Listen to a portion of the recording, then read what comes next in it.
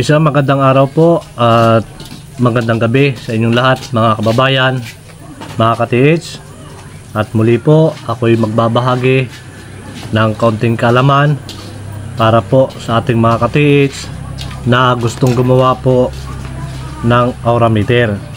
Na ito po mga ka-TH ay kapag iyong mga gaya ay segundo lamang gagalaw ito.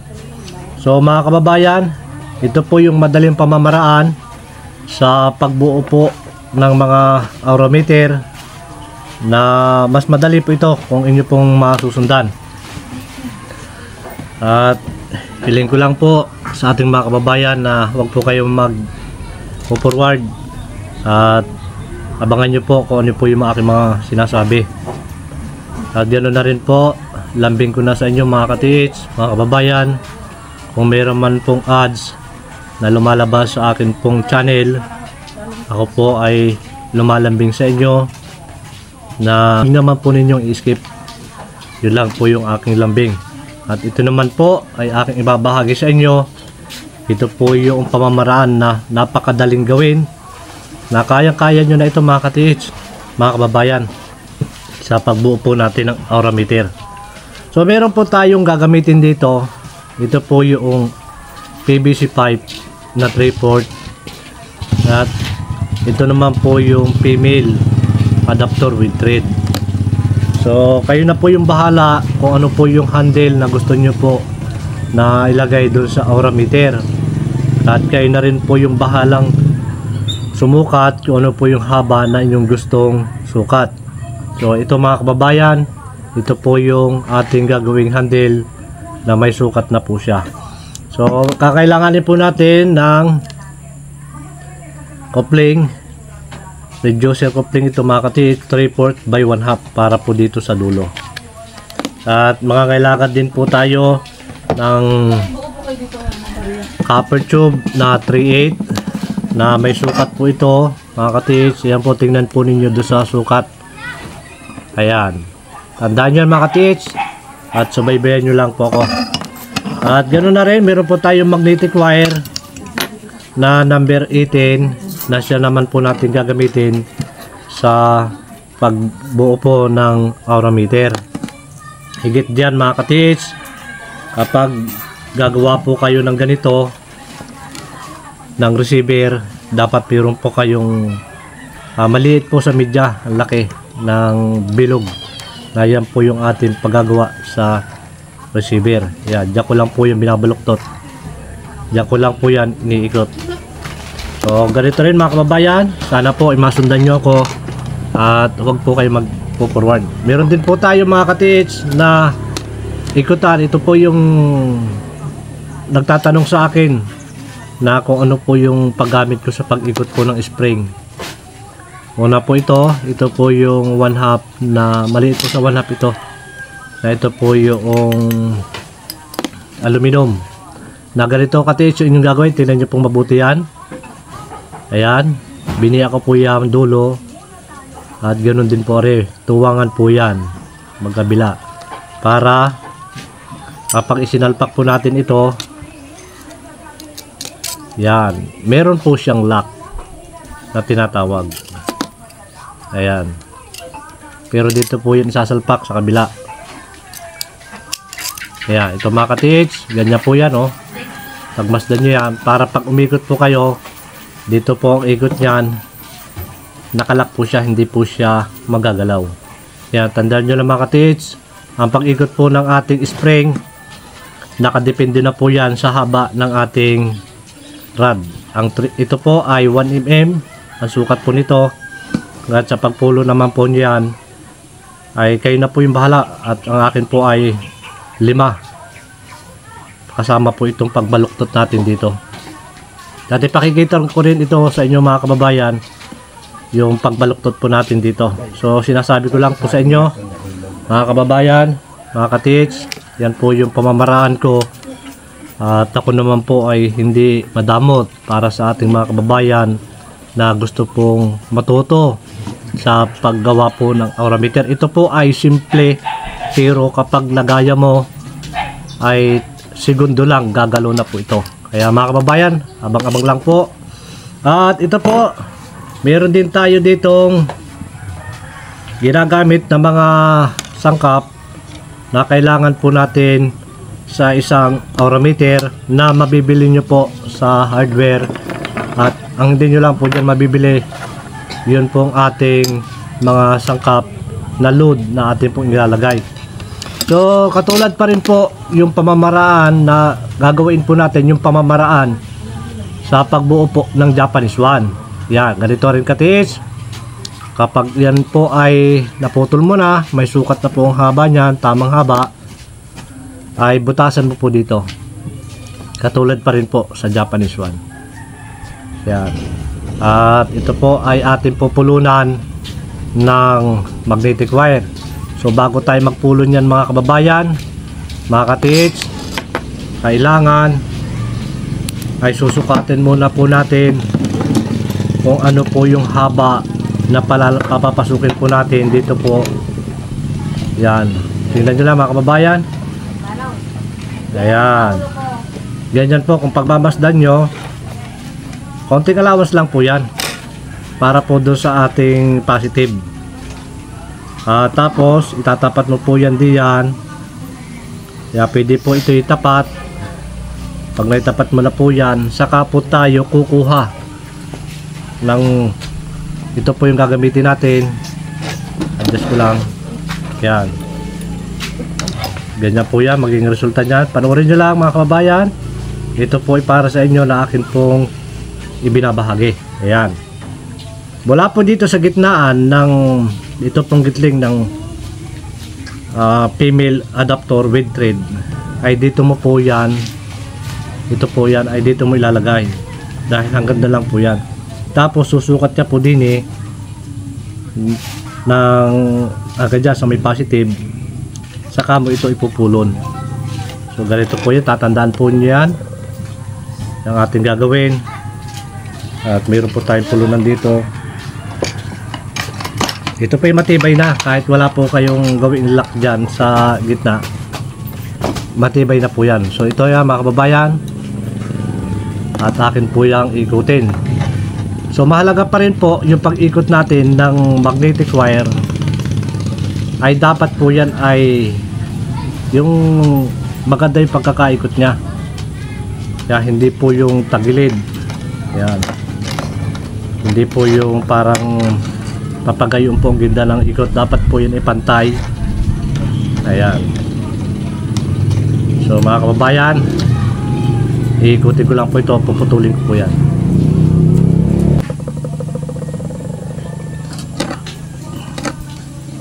Ayan. Dapat ganyan po yung pagkakaikot natin. Ayan. At ito mga ka-DH, ito po yung receiver natin na papunta po dito. So ito po ay papasok naman natin ito pong ating panglagay sa mga load dito sa loob.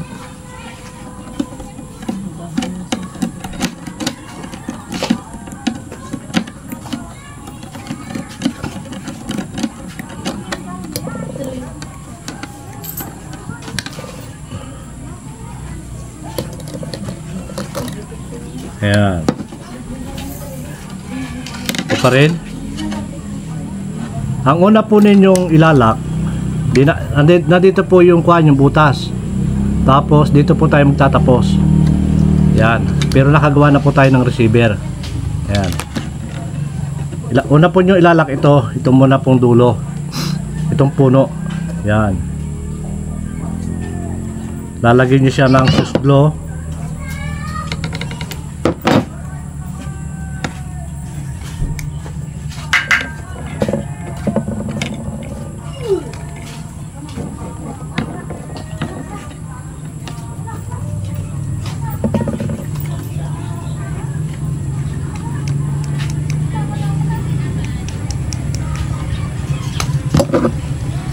At sana po mga kababayan ay inyo pong masundan ito pong paggagawa ko ng aurameter. At higit sa lahat po ay ito ay nangangailangan ng load na dapat po nating ilagay sa aurameter. At kapag nalagyan po natin ng tamang load, ito pong orometer, yan po ay segundo lamang. Sinisigurado ko po sa inyo na gagalaw at gagalaw po yan. So sa paglalagay po nito natin mga kababayan, dapat po ito ay sikip, mahigpit. Yan.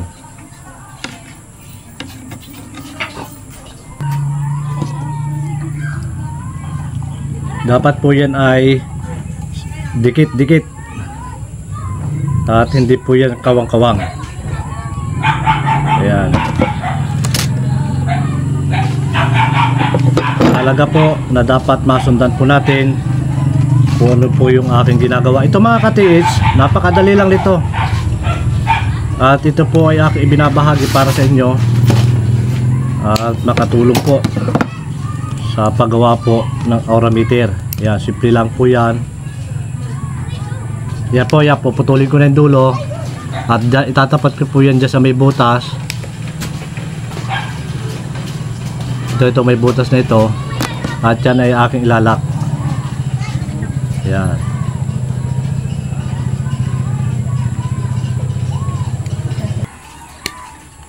Yan, nakalak na po yan mga ka-TH.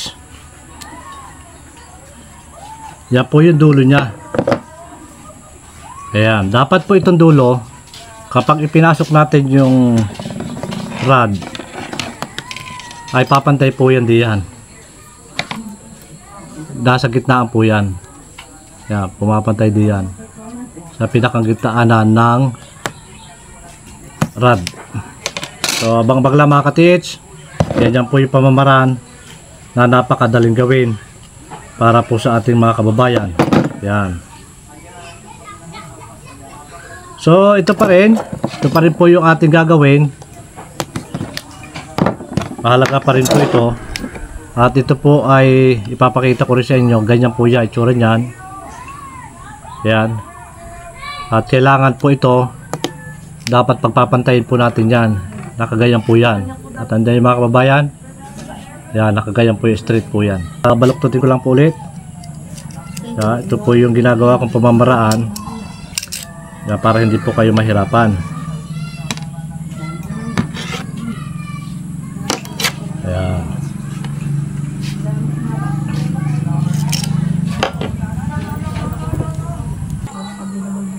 Ito na po mga kababayan. Ito pa, pagmasdan nyo yung aking ginawa. Ayan. Yan. Yan po yan mga kababayan. Yan. Yan, baluktot po yan. Ibig sabihin, dapat po yan ay nakapantayan. Ayan. At yun na din po dito, ang tayo po niyan. Ito po yan, dito. Papasok po yan diyan. Na ganyan lang po yung pagmasdan yung mga ka-TH.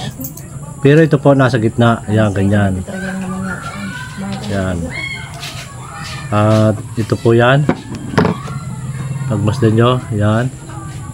Ang itsura nya. Ayan. Dapat po yan nakasintro din po sa gitna. Ayan. Baluktot po yan. Tumatama rin po yan doon sa kabila. Ayan, ito mga kababayan. At sana po masundan ninyo. At dito po yan. Dito, kapag ipinasok mo po ito dito sa PVC, kailangan meron ka ditong allowance na 1 inch. Mula po dito hanggang din ito po yung pantay ng tubo. Yan. Dapat meron ka pong allowance na ganyan. Mga 1 inch. Kaya pwede mga TH. At sana masundan nyo po ang aking ginagawa. At ito po ay malakas kapag ating nabuo na. So ito po ay ilalagay ko rito sa loob. Yan.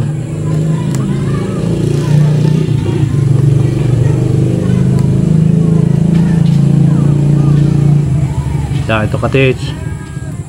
At nakagayan po yan. Yan. So pwede po gawin ninyo mula po dito sa receiver. dapat po yan ay merong 1 inch and a half. Yan po yung paglalagay niya. At yan po ay nakasakto dito. Ganyan po yan. Para po sa lock natin. Ayan. So mga kababayan, akin lang po itong lalagyan ng load. At kakabit po natin ito. So ito po ay wala ng bilang. Basta yan ay inyong punuin lang at lagyan nyo ng lock. Nakatulad po sa ginagawa ng Japanese one. Ayan.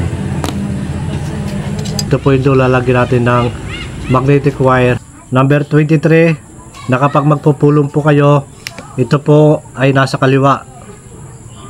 Ayan. At kapit nyo po yan. Kailangan mahaba po yan na kapag inilagay po natin ito dito sa loob, ibabalik po natin ng ganyan. Ayan. Lalagay po sa loob. Ito, lalagay sa loob nito. At tapos ibabalik po natin ng ganyan sa ibabaw. Tapos lalagyan natin siya ng tape. So yan, ito. Pagkapit mo po ito, dapat nasa kaliwa. At kapit mo ng kaliwa ito. Tapos ang ikot po natin pauna. Hindi po pabalik ha. Hindi po pabalik. Pauna po yan. Kaya ganyan po yan. Yan po yung ating ginagawang positive. So lalagyan natin ng fuse glue. At ito na po mga kababayan, napuluputan ko na siya. Dito naman po ay yan, ipapasok po natin dito sa loob. Ayan. Pasok lang po yan. At sana masundan nyo po ang aking ginagawa. Yan, pasok. Yan. At yung sinasabi ko po kanina, ito yan, dapat ito po sa pinagpulon, ipapantay mo lang ito dini. Tapos ito natitira na ibabaluktot mo paparon. Yan, at lalagyan naman po natin ng electrical tape. So paglalagay po natin ng electrical tape, dapat po ito ay pabalik naman po, pabalik ang kanyang pag-ikot. Ayan.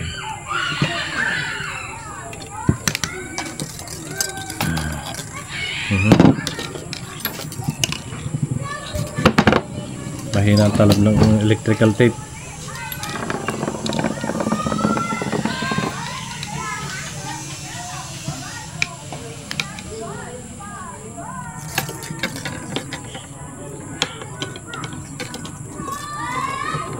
Mahalaga po mga kababayan yung pag-ikot po natin ng electrical tape.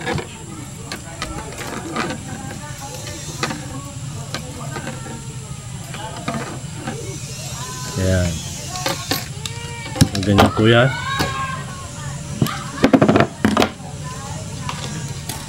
So ito pong labis ay puputulin na yan. So ganito po yan. At ito naman po, ito ay babaluktot para mapag-ikot. Didikit po yan dito sa positive. Yan. Mapag-ikot po natin nitong number 23 magnetic wire ay pauna pa rin po yan. Ayan. Sa pauna lang yan mga ka-PH. Tandaan nyo po yan.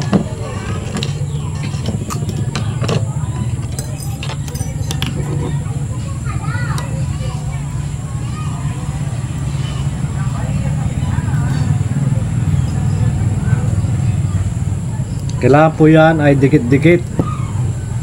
Hindi po dapat yan kawang-kawang pagka pinulon po natin sa positive. Ayan.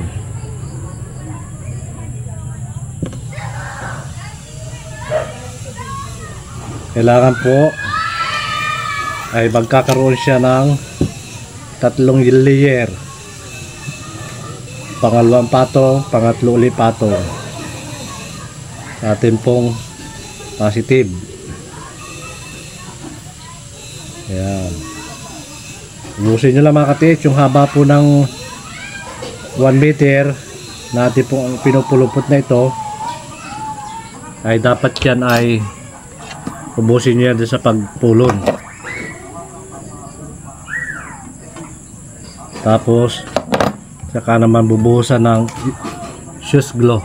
Mahalaga po yan. Yan.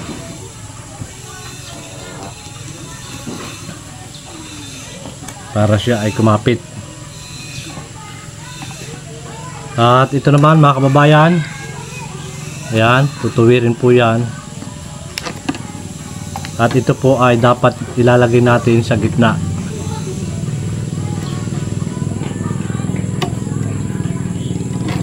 Dapat nasa gitna po yan.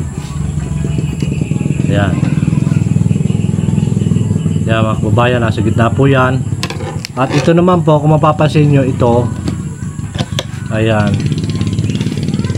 dapat po yung ibabaluktot natin na konti para papaganon. So makikita nyo mga kababayan, ganyan po yan, ibaluktot nyo na konti, tapos saka nyo baliin para tuwid siya, na sintro siya sa pinakang gitnaan ng rod. Ayan, ganyan po yung gagawin nyo, nasa gitnaan siya ng rod. Ayan, nasa gitna siya pag binaluktot natin para tuwid. So ito pa rin, lalagay nyo po dito ng, ang ilalagay nyo na dito mga katits, yung pwede na po yung stick glue, dahil hindi naman po ito persado, hindi katulad po yun ng Japanese one. At stick glue na rin po dito.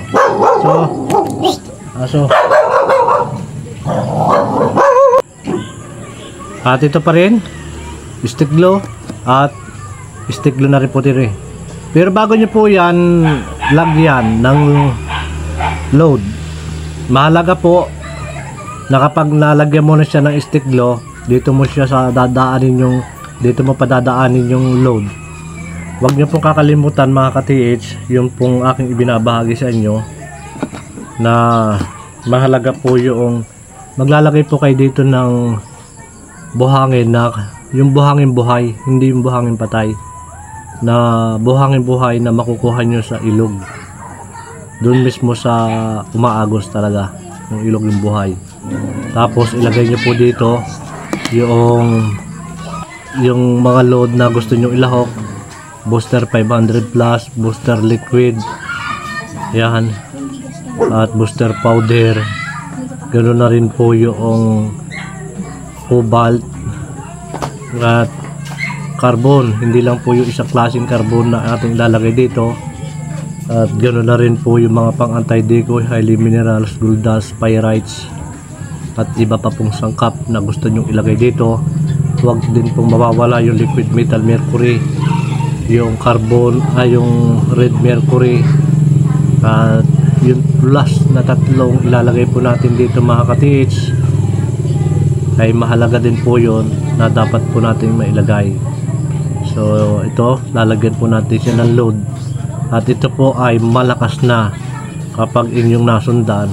Ito po yung simpleng pamamaraan na kapag nagaya mo po ito, ay segundo lamang mapapagalaw mo na po yan, para hindi na po kayo mahirapan. Kahit hindi na po Japanese one ang kunin niyo, okay na po itong aurameter. Ito po ay magagamit na natin sa ilalim at sa pag-estimate din po ng lapad ng detection sa ibabaw ng lupa kung saan po lumalabas yung aura ng gold. So yan mga kababayan, lalagyan ko lang po ito ng stick glue. So mga ka-TH, ang mga ginagawa ko pong ito ay pagbabahagi po ng kaunting kaalaman para po sa ating mga kababayan na gustong bumuo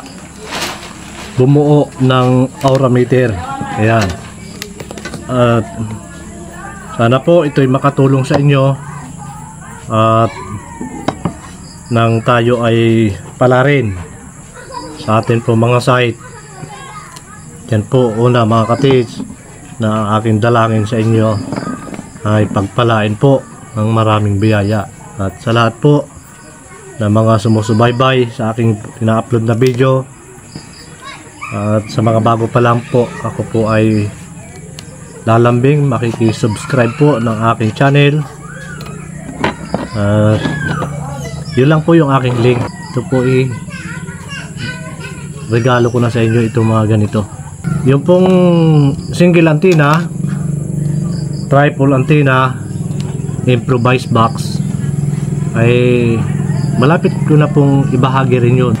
Akin pong ibabahagi.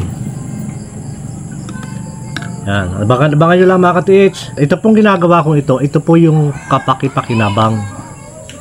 Hindi po ako gagawa ng hindi naman natin mapapakinabangan, dahil sayang naman po yung gastos natin, at lalo na yung abala natin, yung oras na sa halip ay nandun tayo sa kikita tayo sa paghahanap buhay, ay gagawa tayo ng hindi naman po kabuluhan.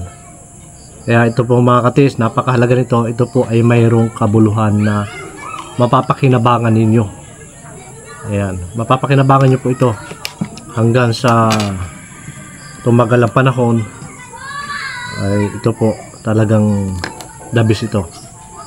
Ayan, ito mga katits, hindi po masasayang yung inyong gastos. Basta sundan nyo lang po ako. At ito pa rin mga kababayan, mga katits, mahalaga po na kapag nilagyan natin ng load sa loob ay dadasikin nyo po nitong ilrad. Kailangan dapat dasik po yan. At ito po, itong rad na ito ay dapat po ay sintro sa gitna. At saka po yung ginawa natin kaninang lock, dapat po ay nakatukod, nakaganon siya, nakatukod siya. Yan, katits. At pwede na po yung lagay dito ng stick glue. So mahalaga pa rin po yan na dapat po ay maayos po yung ating pagkakagawa. Yan.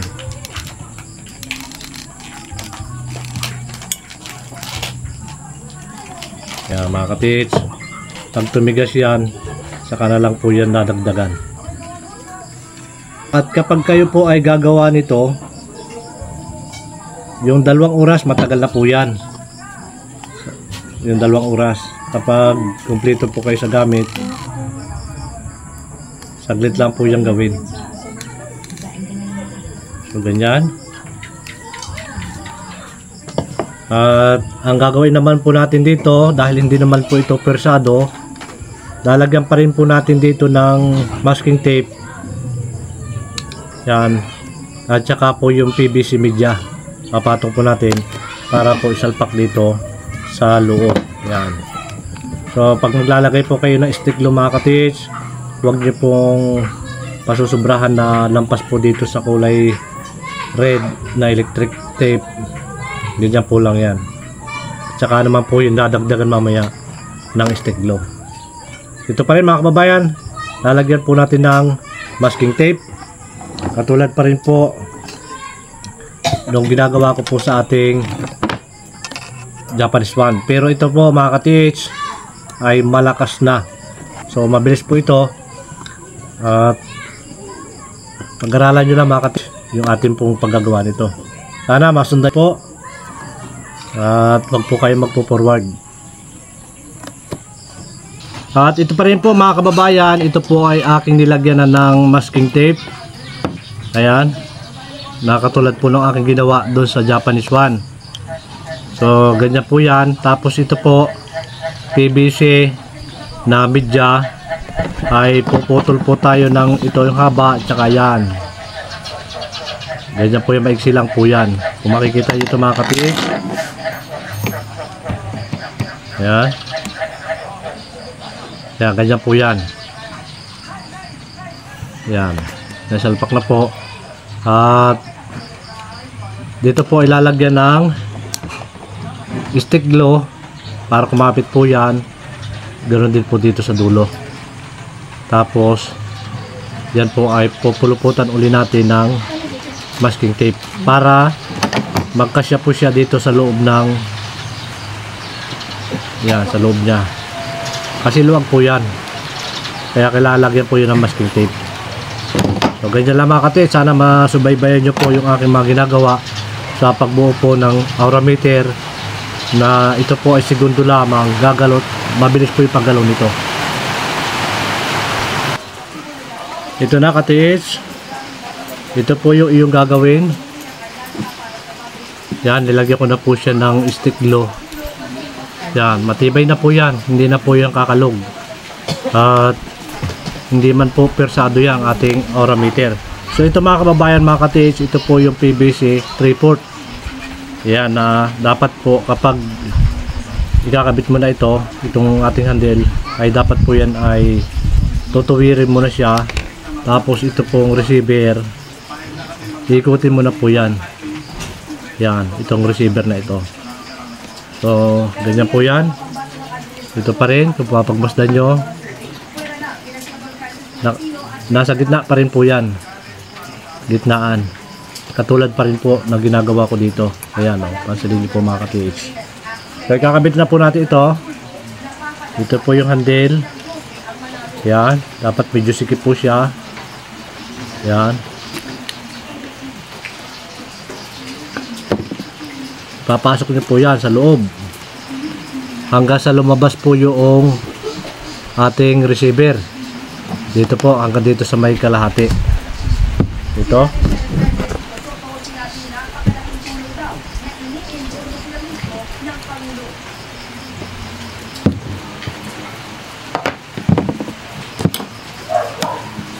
Oops.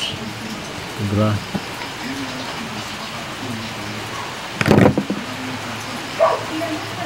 Ayan mga ka-TH, okay na po yan. Ito po ang ating receiver. So ganyan po yung kinalabasan na sinasabi ko po kanina, na dapat po yan ay mayroong 1 inch. Yan, tapos ito baluktot din. Ang pagbabaluktot nyo dito mga ka-TH, yan, kasi kailangan po ng plies yan, itong plies na ito. Yan. At ito po ay pag nilagyan nyo ito ng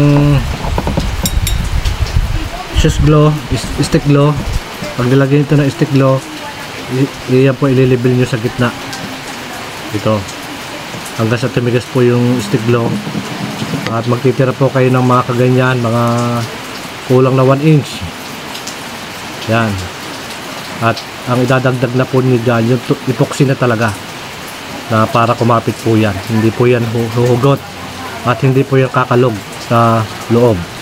At ito po, kapag nagawa nyo, segundo lang po ito mga ka-TH, gagalaw at gagalaw po itong ating aura meter. Ayan. So dapat straight po yan. Yan, pares po yan. At kayo na po yung magbabalanse dito kung ano po yung hapay nitong ating elrad. Kung gusto nyo po yung ganyan, dito nyo lang yan babaluktutin konti. Yan. Tapos ito po itataas nyo lang ng konti para tumuwid. So malubay na po ang kanyang paggalaw. Kahit saan po yan, madali pong hilahin ng aura ng gold. Ayan. Ganyan po mga ka-TH yung ginagawa po na madaling paraan sa pagbuo po ng aura meter. Ito po yung aking ibinabahagi sa inyo. Sana po ay inyong matutunan. At napakadali lang po nitong gawin. Ganyan po yan. Yan. At medyo dito po sa handle, kayo na po ang bahala kung ano po yung haba na gusto nyong haba at saka ano po yung handle na gusto nyong ilagay. So ito, katulad pa rin po nito, naglagay na po tayo ng load dito sa loob. Ay hindi na po dapat tayo maglalagay ng load dito. Lalagay lang po natin ay ito pong copper tube na may habang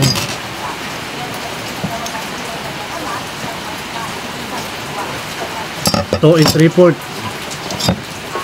Yan, 2 3/4 dito. 2 3/4 ang haba niya. Tapos ganun po ang yung gagawin na kung ano po yung ilalagay dito. Ayan, mahalaga yung ka-TH. At sana po nakatulong itong video ito sa ating pong mga kababayan na gusto pong gumawa ng aura meter. Ayan, ito po yung madaling paraan para makagawa na po kayo ng aura meter. Okay lang ka-TH. At dito sa spring, kailangan po yan ay hindi po yung tagilid.